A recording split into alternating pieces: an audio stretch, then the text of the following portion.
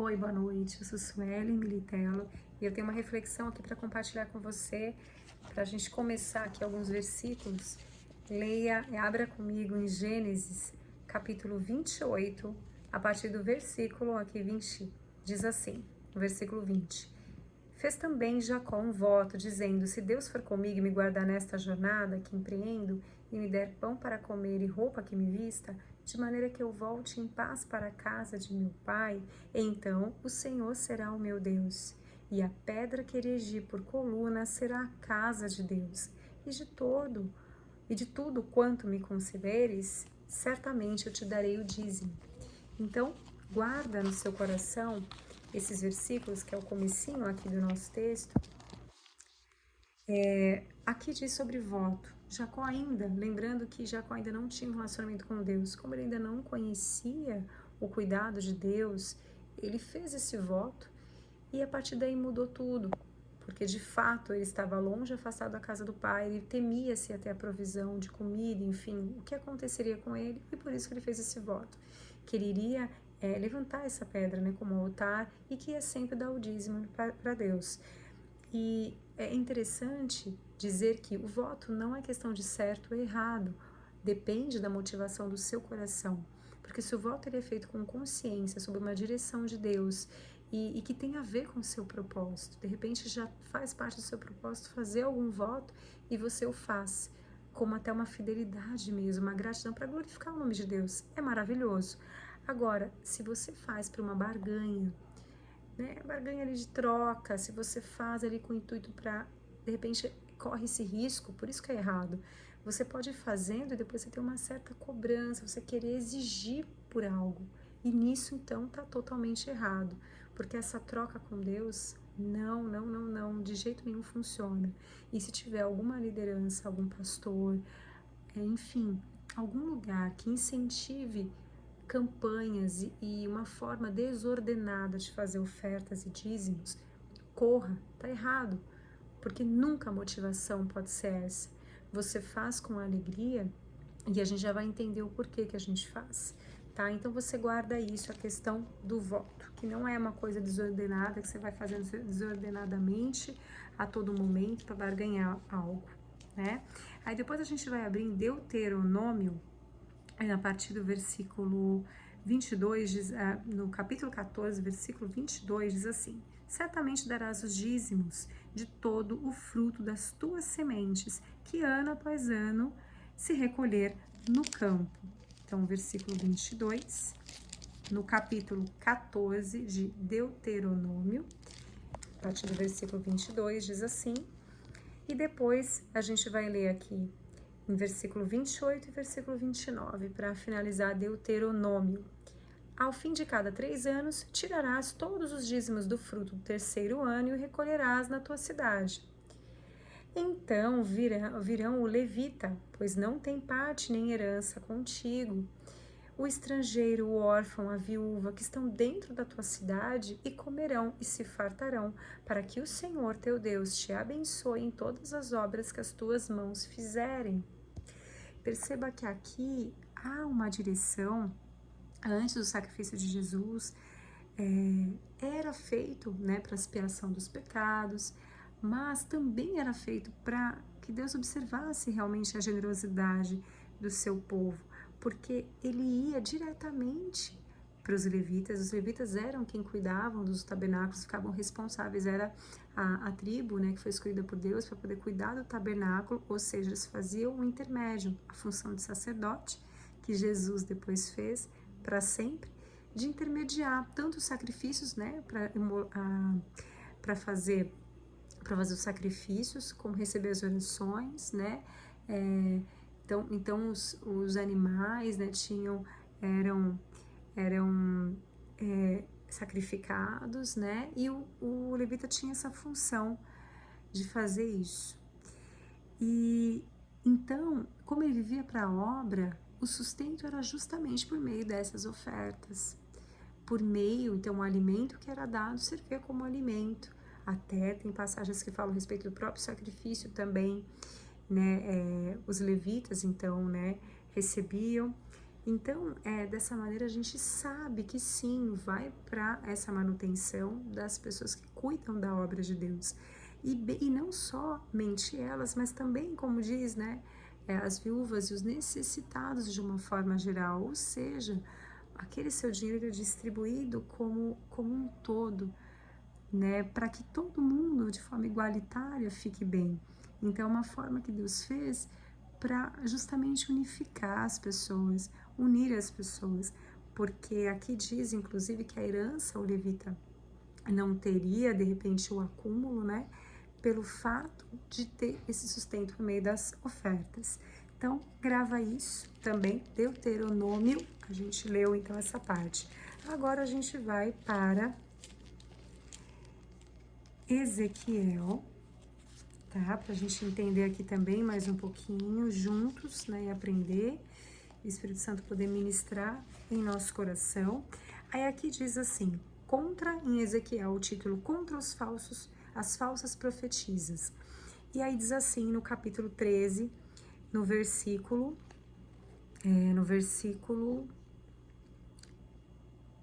20. Portanto, assim diz o Senhor Deus, eis que aí vou eu contra vossos invólucros feiticeiros, com que vós caçais as almas como aves, e as arrancarei de vossas mãos, soltarei livres como aves as almas que prendestes.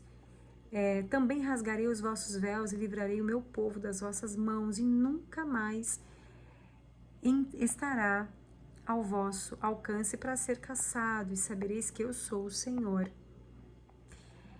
Visto que com falsidade entritecestes o coração do justo, não havendo eu entritecido, e fortalecestes as mãos do perverso, para que não se desviasse do seu mau caminho e vivesse. Por isso já não tereis visões falsas, nem jamais fareis adivinhações, livrarei o meu povo das vossas mãos, e sabereis que eu sou o Senhor.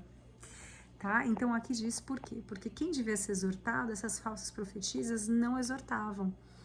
E em tudo, por causa de conveniência, né, pelos seus próprios interesses, eram pessoas incentivadas. E quem elas deveriam ter a preocupação com a alma, o acolhimento, não tinha, né? Por quê?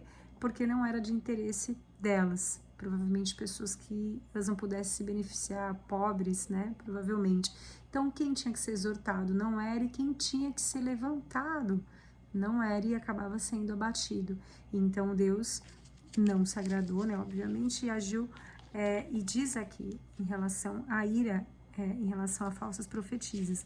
Aí depois a gente vai ler aqui em Ezequiel uma outra coisa muito forte, no capítulo 34, que diz assim, aqui a partir do versículo 8, né? Tão certo como eu vivo, diz o Senhor Deus, visto que as minhas ovelhas foram entregues à rapina e se tornaram pasto para todas as feras do campo, por não haver pastor, e que os meus pastores não procuram as minhas ovelhas, pois se apacentam a si mesmos e não apacentam as minhas ovelhas. Portanto, ó pastores, ouvi a palavra do Senhor. Assim diz o Senhor Deus, eis que eu estou contra os pastores, e deles demandarei as minhas ovelhas, porém termo no seu pastoreio, e não se apacentarão mais a si mesmos. Livrarei as minhas ovelhas da sua boca, para que já não lhes sirvam mais de pasto. Então, o título desse capítulo 34 de Ezequiel é Profecia contra os pastores infiéis de Israel, tá? Que é atual, porque a gente tem falsos pastores até hoje. Então, que não são todos, porque tem pessoas comprometidas, obviamente, com o reino de Deus, né? A gente acredita e que sejam talvez a maioria, mas aqui fala em relação aos falsos profetas e como a mão de Deus ela é justa em relação a tudo isso.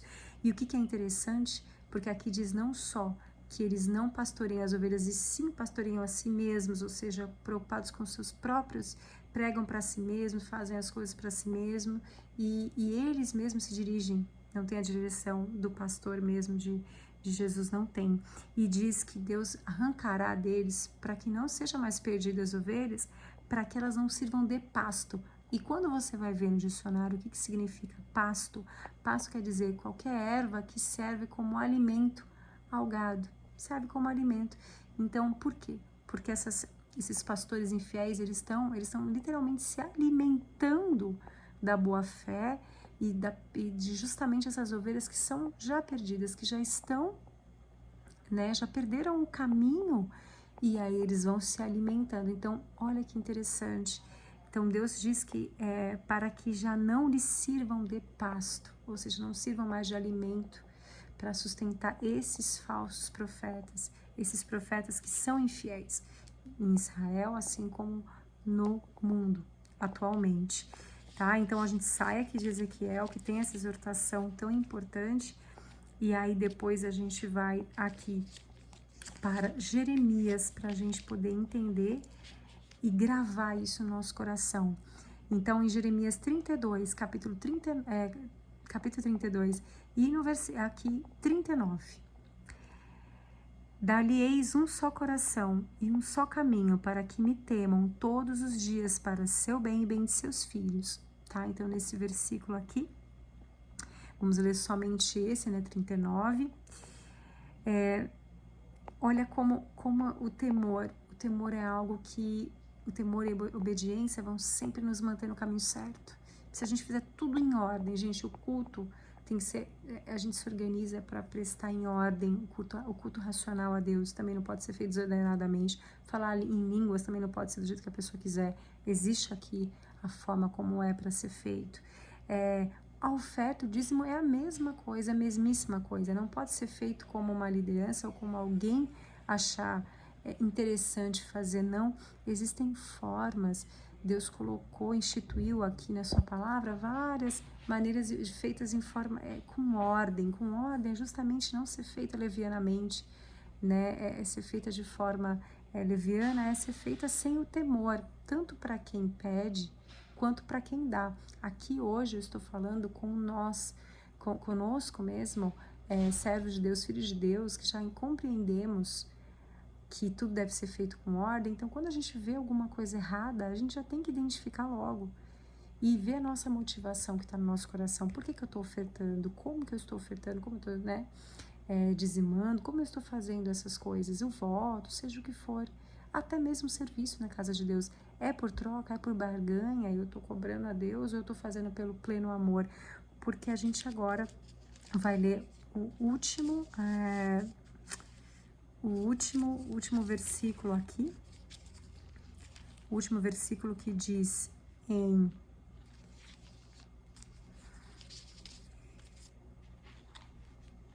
último versículo aqui, que fala do sacrifício de Jesus, definitivo, tá? Em Hebreus, então, no capítulo 9, versículo 23, diz assim: era necessário, portanto, que as figuras das coisas que se acham no céu se purificassem com tais sacrifícios, mas as próprias coisas celestiais com sacrifícios a eles superiores.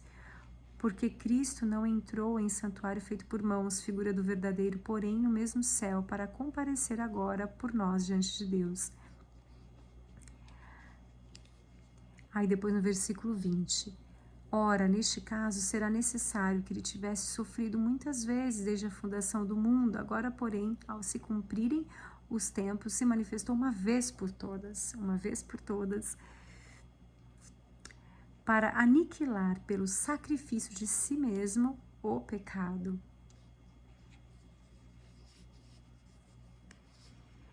E depois no 28, assim também Cristo, tendo se oferecido uma vez para sempre, para tirar os pecados de muitos, aparecerá a segunda vez sem pecado aos que aguardam para a salvação. Por que a gente leu isso?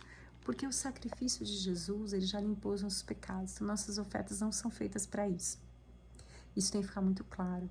E também não é para inclinar o coração de Deus no sentido de amar menos ou mais. Ou mais porque ele já nos ama, porque nós somos imputados por justiça e Deus tem o amor através de Cristo Jesus. Ele quando olha para nós, por ver Jesus, nós somos limpos do pecado e somos perdoados e amados como filhos de Deus.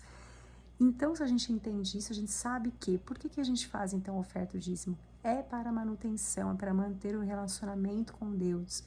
É um gesto de amor, de cuidado, de generosidade que a gente faz para a obra de Deus, por amor, por puro amor.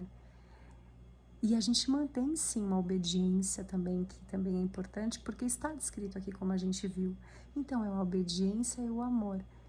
Só que a gente tem que fazer isso com temor, verdadeiramente. E entender quando as pessoas não fazem com temor. Quando tiver feito de forma que seja desordenadamente, corra, literalmente. Porque ali o Espírito Santo de Deus não habita. Se você percebe que existem pessoas que com foco enriquecer tanto quem dá a oferta quanto quem pede, tá errado. Porque não é dessa maneira. Aqui diz sim, como nós lemos, né? Deus, ele vai dar pra gente o melhor. A palavra dele diz que se você obedece tanto às ofertas, Deus abençoa a sua casa. Já é uma promessa. Isso não tem que ficar colocado em xeque no sentido de ofertar mais, mas aqui para ser mais abençoado. Não, você já vai ser abençoado, porque